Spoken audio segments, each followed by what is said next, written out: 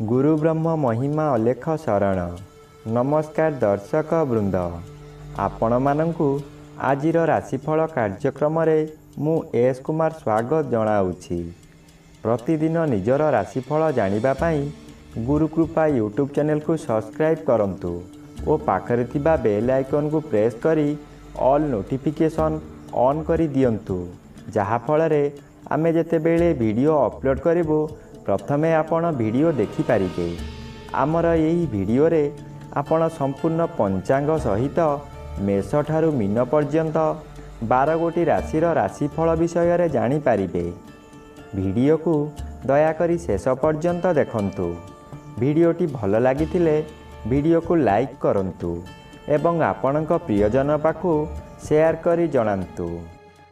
एबे आसंतु जानिबा आज दिनर संपूर्ण पंचांग विषय। आज 2025 मसीहा मई मास 12 तारिख सोमवार, दिल्ली स्वराब्द सन 1432 साल, स्वाधीन भारताब्द 78 वर्ष, महिमाद 198 वर्ष। उत्कल गजपति श्री श्री गजपति दिव्यसिंहदेव महाराजांकर 68 अंक। सौरस्व बैशाख मास 29 दिन, चांद्रमते पूर्णिमा तिथि, रात्रि 11 घंटा 14 मिनिट पर्यंत। आजिर सूर्योदय विरजा क्षेत्र को 5 घंटा 14 मिनिट, मेष लग्न 3 दंड 50 लिता गते उदय। आजिर सूर्यास्त विरजा क्षेत्र को 6 घंटा 8 मिनिट, तुला लग्न 5 दंड 7 लिता गते अस्त।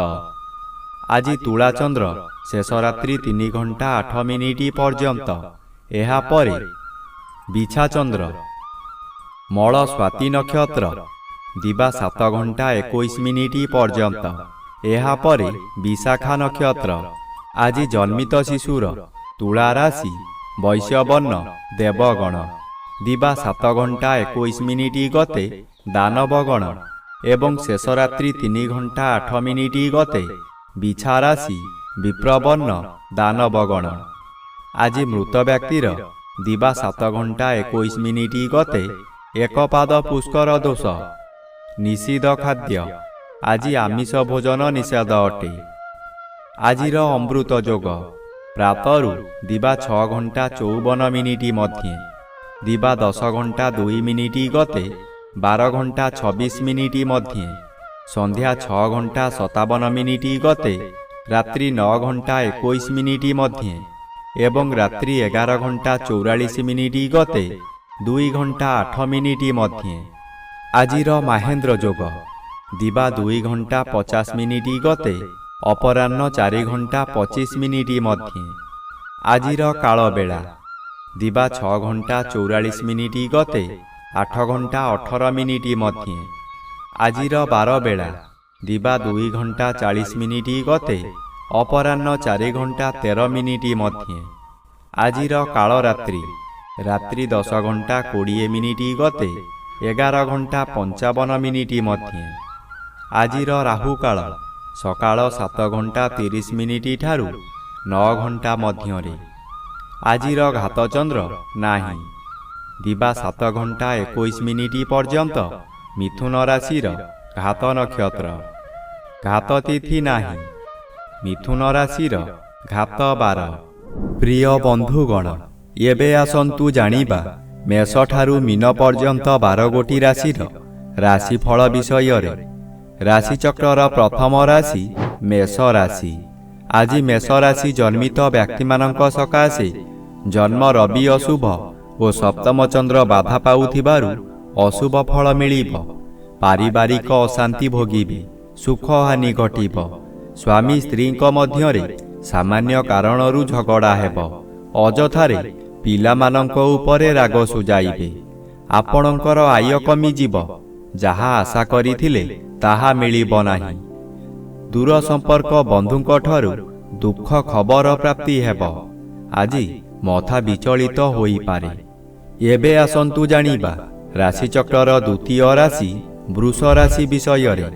आज वृष राशि जन्मित व्यक्ति मानक सकाशे षष्ठ स्थान रे चंद्र गोचर करुछंती शुभ फल प्रदान करिबे। ପୂର୍ବରୁ ଆପଣ କରିଥିବା ଋଣ ଏହି ସମୟରେ ପରିଶୋଧ କରିପାରିବେ। ପାଖରେ ଅର୍ଥର ଅଭାବ ରହିବ ନାହିଁ। ଆପଣଙ୍କ ମନୋବଳ ବୃଦ୍ଧି ହେବ। ଯାହା ଚାହିଁବେ ତାହା କରିପାରିବେ। ଆପଣଙ୍କୁ ଦେଖିଲା ମାତ୍ରେ ଶତ୍ରୁମାନେ ମିତ୍ରତା କରି ବସିବେ। ଷଷ୍ଠ ଚନ୍ଦ୍ର ବଳବାନ ଚନ୍ଦ୍ର। ଆପଣଙ୍କ ପରିବାର ମଧ୍ୟରେ ଖାଲି ଆନନ୍ଦ ହିଁ ଆନନ୍ଦ ମିଳିବ। ଏବେ ଆସନ୍ତୁ ଜାଣିବା ରାଶିଚକ୍ରର ତୃତୀୟ ରାଶି ମିଥୁନ ରାଶି ବିଷୟରେ। ଆଜି ମିଥୁନ ରାଶି ଜନ୍ମିତ ବ୍ୟକ୍ତିମାନଙ୍କ ସକାଶେ ପଞ୍ଚମ ସ୍ଥାନରେ ଚନ୍ଦ୍ରଗୋଚର କରୁଛନ୍ତି। ଶୁଭ ଫଳ ମିଳିବ। ଆପଣଙ୍କ ସ୍ୱାସ୍ଥ୍ୟ ଉତ୍ତମ ରହିବ। ପୂର୍ବରୁ ଯେଉଁମାନେ ହଇରାଣ ହରକତ କରୁଥିଲେ ଏବେ ଆପଣ ଶାନ୍ତିରେ ରହିପାରିବେ। ପଞ୍ଚମ ଗୃହ ଜ୍ଞାନ ଗୃହ ହୋଇଥିବାରୁ ଆପଣଙ୍କର ବିଭିନ୍ନ ଜ୍ଞାନ ବୃଦ୍ଧି ହେବ। ଆପଣଙ୍କ ଉପସ୍ଥିତ ଜ୍ଞାନ ବଳରେ ବହୁ ବଡ଼ ବଡ଼ ବିପଦରୁ ମୁକୁଳି ଯିବେ। ବହୁ କାମରେ ହାତ ଦେଇ ଆପଣ ସଫଳ ହେବେ। ଶୁଭ କର୍ମମାନ କରିବେ। ଏବେ ଆସନ୍ତୁ ଜାଣିବା ରାଶିଚକ୍ରର ଚତୁର୍ଥ ରାଶି କର୍କଟ ରାଶି ବିଷୟରେ। ଆଜି କର୍କଟ ରାଶି ଜନ୍ମିତ ବ୍ୟକ୍ତିମାନଙ୍କ ସକାଶେ ଦଶମର ବି ବାଧାପ୍ରାପ୍ତ ଅଛନ୍ତି ଅଶୁଭ ଓ ଚତୁର୍ଥ ଚନ୍ଦ୍ର ଅଶୁଭ ଫଳ ପ୍ରଦାନ କରିବେ। ଆପଣ କାହାରି ପ୍ରରୋଚନାରେ ପଡ଼ି ବହୁତ ସ୍ଥାନକୁ ଭ୍ରମଣ କରିବାକୁ ଯିବେ। ଆପଣଙ୍କର ସଞ୍ଚିତ ଧନମାନ ଅଯଥାରେ ଖର୍ଚ୍ଚ କରିବେ। ଚତୁର୍ଥ ଗୃହ ବିଦ୍ୟାଗୃହ ଓ ମାତୃଗୃହ ହୋଇଥିବାରୁ ବିଦ୍ୟାର୍ଥୀମାନେ ବିଦ୍ୟା ପଠନରେ ଦୁର୍ବଳ ରହିବେ। ମାତାଙ୍କର ଶରୀର ଅସୁସ୍ଥ ରହିବ। ଥଣ୍ଡା କାଶ ଆଦି ଲାଗି ରହିବ। ଆପଣଙ୍କର ଦୁଃଖ ପରେ ଦୁଃଖ ମାଡ଼ି ଆସିବ। ଏବେ ଆସନ୍ତୁ ଜାଣିବା ରାଶିଚକ୍ରର ପଞ୍ଚମ ରାଶି ସିଂହ ରାଶି ବିଷୟରେ। ଆଜି ସିଂହ ରାଶି ଜନ୍ମିତ ବ୍ୟକ୍ତିମାନଙ୍କ ସକାଶେ ତୃତୀୟ ସ୍ଥାନରେ ଚନ୍ଦ୍ରଗୋଚର କରୁଛନ୍ତି। ଶୁଭ ଫଳ ପ୍ରଦାନ କରିବେ। ତୃତୀୟ ଚନ୍ଦ୍ର ବଳବାନ ଚନ୍ଦ୍ର। ଆପଣଙ୍କର ସ୍ୱାସ୍ଥ୍ୟରେ ଉନ୍ନତି ଘଟିବ। ପୂର୍ବରୁ ଥିବା ରୋଗମାନ ଅପସରିଯିବ। ଶରୀରର ତେଜ ବୃଦ୍ଧି ହେବ। ଯେଉଁ କାର୍ଯ୍ୟ କରିବାକୁ ଚାହିଁବେ ତହିଁରେ ସଫଳତା ଲାଭ କରିବେ। ହଠାତ୍ ଆପଣଙ୍କର କୌଣସିଠାରୁ ଶୁଭ ଖବର ପାଇ ମନର ବଳ ବୃଦ୍ଧି ହେବ। ବ୍ୟବସାୟରେ ଅଧିକ ଲାଭବାନ ହେବେ। ଧନ ସଞ୍ଚୟ କରିବାର ଦିନଟିଏ। ଏବେ ଆସନ୍ତୁ ଜାଣିବା ରାଶିଚକ୍ରର ଷଷ୍ଠ ରାଶି କନ୍ୟା ରାଶି ବିଷୟରେ। ଆଜି କନ୍ୟା ରାଶି ଜନ୍ମିତ ବ୍ୟକ୍ତିମାନଙ୍କ ସକାଶେ ଦ୍ୱିତୀୟ ସ୍ଥାନରେ ଚନ୍ଦ୍ରଗୋଚର କରୁଛନ୍ତି। ଶୁଭ ଫଳ ମିଳିବ। ଆପଣଙ୍କର ତେଜ ବୃଦ୍ଧି ହେବ। ଆପଣଙ୍କ ଚାହାଣୀରେ ଶତ୍ରୁମାନଙ୍କୁ ମିତ୍ର କରି ଆପଣଙ୍କ କାର୍ଯ୍ୟରେ ଲଗାଇବେ। ସେହିମାନଙ୍କ ଦ୍ୱାରା ଧନ ଅର୍ଜନ କରି ଆପଣ ଧନୀ ହୋଇପାରନ୍ତି। ଆପଣଙ୍କ କାର୍ଯ୍ୟକୁ ଆପଣଙ୍କ ସହକର୍ମୀମାନେ ଭୂୟସୀ ପ୍ରଶଂସା କରିବେ। ପ୍ରତ୍ୟେକ କାର୍ଯ୍ୟକ୍ରମରେ ଆପଣଙ୍କୁ ସହଯୋଗ କରିବେ। ଆପଣଙ୍କର ଧନର ଅଭାବ ରହିବ ନାହିଁ। ଏବେ ଆସନ୍ତୁ ଜାଣିବା ରାଶିଚକ୍ରର ସପ୍ତମ ରାଶି ତୁଳା ରାଶି ବିଷୟରେ।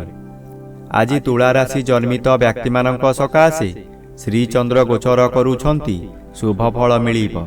ସପ୍ତମର ବି ଅଶୁଭ କରାଇବ। ଏହି ସମୟରେ ଗୃହରେ କିଛି ମାଙ୍ଗଳିକ କାର୍ଯ୍ୟ ହୋଇପାରେ। ଖୁବ୍ ଧୁମଧାମରେ ଆନନ୍ଦ ଉତ୍ସବ ପାଳିବେ। ନିଜ ପାଖରେ ଅର୍ଥ ଥାଉ କି ନଥାଉ ସ୍ୱାଦିଷ୍ଟ ଭୋଜନ କରି ନିଜେ ଭୋଜନ କରିବା ସହିତ ପରିବାର ଲୋକଙ୍କୁ ଖୁଆଇ ଆନନ୍ଦ ଅନୁଭବ କରିବେ।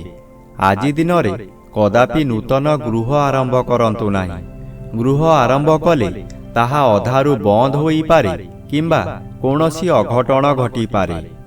ଏବେ ଆସନ୍ତୁ ଜାଣିବା ରାଶିଚକ୍ରର ଅଷ୍ଟମ ରାଶି ବିଛା ରାଶି ବିଷୟରେ।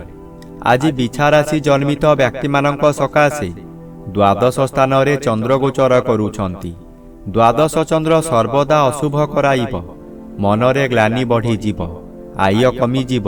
ଋଣ କାରବାରରେ ହାନି ଘଟିବ। ଅଯଥାରେ ବହୁ ସ୍ଥାନକୁ ଗମନ କରିବେ। ବହୁ ଅର୍ଥ ହାନି ହେବ। ପରିବାରରେ କଳହ ହେବ। ହାତ ପାଆନ୍ତାରେ ଥିବା ଅର୍ଥ ହାତରୁ ଖସିଯିବ। ହଠାତ୍ ଏପରି ପରିସ୍ଥିତି ଆସିବ ଯେ ଆପଣ ବହୁ ବ୍ୟୟ କରିବାକୁ ବାଧ୍ୟ ହେବେ। ଆପଣ କାହାରି ଭଲ ଉପଦେଶକୁ ଗ୍ରହଣ ନ କରି ବିପଦରେ ପଡ଼ିବେ। ଏବେ ଆସନ୍ତୁ ଜାଣିବା ରାଶିଚକ୍ରର ନବମ ରାଶି ଧନୁରାଶି ବିଷୟରେ। ଆଜି ଧନୁରାଶି ଜନ୍ମିତ ବ୍ୟକ୍ତିମାନଙ୍କ ସକାଶେ ପଞ୍ଚମର ବି ବାଧାପ୍ରାପ୍ତ ଅଛନ୍ତି ଓ ଏକାଦଶ ଚନ୍ଦ୍ର ମଧ୍ୟ ବାଧାପ୍ରାପ୍ତ ଅଛନ୍ତି। ଅଶୁଭ ଫଳ ମିଳିବ। ଆପଣଙ୍କର ଆୟ କ୍ଷେତ୍ରରେ ପ୍ରତିବନ୍ଧକ ଆସିବ। ଯେଉଁ କାର୍ଯ୍ୟ କରି ଆପଣ ଭଲ 2 ପଇସା ରୋଜଗାର କରୁଥିଲେ, ସେହି କାର୍ଯ୍ୟ କରି ଆପଣଙ୍କୁ ବହୁ କ୍ଷତି ସହିବାକୁ ପଡ଼ିବ। ବନ୍ଧୁମାନେ ଆପଣଙ୍କୁ ବିରୋଧ କରିବେ। ପରିବାରରେ କେହି ସହଯୋଗ କରିବେ ନାହିଁ। ହତାଶ ହୋଇ ଦରିଦ୍ର ପଞ୍ଚାକ୍ଷର ମନ୍ତ୍ର ଜପ କରିବା ବ୍ୟତୀତ ଅନ୍ୟ ଉପାୟ ନାହିଁ। ଏବେ ଆସନ୍ତୁ ଜାଣିବା ରାଶିଚକ୍ରର 10ମ ରାଶି ମକର ରାଶି ବିଷୟରେ। ଆଜି ମକର ରାଶି ଜନ୍ମିତ ବ୍ୟକ୍ତିମାନଙ୍କ ସକାଶେ 10ମ ସ୍ଥାନରେ ଚନ୍ଦ୍ରଗୋଚର କରୁଛନ୍ତି ଶୁଭ ଫଳ ପ୍ରଦାନ କରିବେ। ଆପଣଙ୍କ କର୍ମକ୍ଷେତ୍ରରେ ଉଚ୍ଚତର ପାହ୍ୟାକୁ ଉନ୍ନୀତ ହେବେ। ଏହି ସମୟରେ ନୂତନ କର୍ମ ମଧ୍ୟ ମିଳିବ। ଯେକୌଣସି କାମ କରନ୍ତୁ ତହିଁରେ ସଫଳତା ମିଳିବ। ଉପରିସ୍ଥ ଅଫିସରଙ୍କଠାରୁ ପ୍ରଶଂସାମାନ ମିଳିବ। ପ୍ରତିଷ୍ଠା ଲାଭ କରିବେ। ଆପଣଙ୍କ କାର୍ଯ୍ୟ ଦେଖି ସାଥୀ କର୍ମଚାରୀମାନେ ଆପଣଙ୍କୁ ଅନୁକରଣ କରିବେ ଓ ସଫଳତାର ସୂତ୍ର ଶିକ୍ଷା କରିବେ। ଏବେ ଆସନ୍ତୁ ଜାଣିବା ରାଶିଚକ୍ରର 11ଶ ରାଶି କୁମ୍ଭ ରାଶି ବିଷୟରେ। ଆଜି କୁମ୍ଭ ରାଶି ଜନ୍ମିତ ବ୍ୟକ୍ତିମାନଙ୍କ ସକାଶେ ତୃତୀୟ ରବି ବାଧାପ୍ରାପ୍ତ ଅଛନ୍ତି। ଶୁଭ ଫଳ କମ୍ ପ୍ରଦାନ କରିବେ। 9ମ ସ୍ଥାନରେ ଚନ୍ଦ୍ରଗୋଚର କରୁଛନ୍ତି। ଶୁଭ ଫଳ ମିଳିବ। 9ମ ଚନ୍ଦ୍ର ଶୁଭ କର୍ମ କରାଇବ। ଆପଣ ଯେଉଁ କର୍ମ ପୂର୍ବରୁ ଆରମ୍ଭ କରିଥିଲେ ସେ କାର୍ଯ୍ୟ ଏହି ସମୟରେ ପୂରଣ ହୋଇଯିବ। ପୂଜାପାଠ ଓ ଗୁରୁ ଭକ୍ତିରେ ମନୋନିବେଶ କରିବେ। କୌଣସି ଅନୁଷ୍ଠାନରେ ବହୁ ଆର୍ଥିକ ସାହାଯ୍ୟ କରିପାରନ୍ତି। ବିଭିନ୍ନ ମହଲରୁ ପ୍ରଶଂସା ମିଳିବ। ସାଙ୍ଗସାଥୀମାନଙ୍କଠାରୁ ପ୍ରଶଂସା ମିଳିବ। ଏବେ ଆସନ୍ତୁ ଜାଣିବା ରାଶିଚକ୍ରର 12ଶ ବା ଶେଷ ରାଶି ମୀନ ରାଶି ବିଷୟରେ। ଆଜି ମୀନ ରାଶି ଜନ୍ମିତ ବ୍ୟକ୍ତିମାନଙ୍କ ସକାଶେ 8ମ ସ୍ଥାନରେ ଚନ୍ଦ୍ରଗୋଚର କରୁଛନ୍ତି। ଅଶୁଭ ଫଳ ମିଳିବ। 8ମ ସ୍ଥାନ ଆୟୁ ସ୍ଥାନ ଓ ମାରକ ସ୍ଥାନ। ଚନ୍ଦ୍ର ଏପରି ଏକ ଗ୍ରହ ମୃତ୍ୟୁକୁ ମଧ୍ୟ ମାରିପାରେ। ଚନ୍ଦ୍ର 8ମରେ ଭ୍ରମଣ କରୁଥିବା ସମୟରେ ବହୁ ଦୁର୍ଘଟଣା ମଧ୍ୟ ଘଟାଇପାରେ। ତାହା ମାନସିକ ହେଉ କିମ୍ବା ଶାରୀରିକ। ନିଜକୁ ସତର୍କ ନ ରହିଲେ ନିଜ ଗୋଡ଼ରେ ନିଜେ କୁରାଢ଼ି ମାରିବା ସଦୃଶ୍ୟ ହେବ। ଏଣୁ ମନକୁ ଶାନ୍ତ ରଖନ୍ତୁ। ବ୍ୟବହାର ଠିକ୍ ରଖନ୍ତୁ।